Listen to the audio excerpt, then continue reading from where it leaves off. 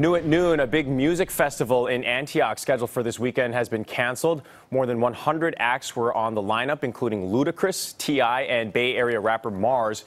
But as KPIX 5's Joe Vasquez first reported, many artists started pulling out of the music festival on Monday night. The organizers told KPIX 5 that those artists had a miscommunication with booking agents, but questions were raised about the organizers' past. Fremont police had issued a warning about the organizers, brothers Sami and Mohammed Kadir, back in February. That's when the pair was arrested in connection to a fraudulent home rental scheme.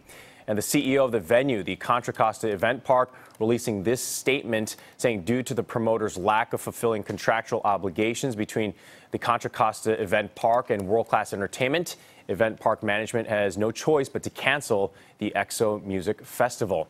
The ticketing agency tells KPIX 5 as well that it is refunding all ticket holders immediately.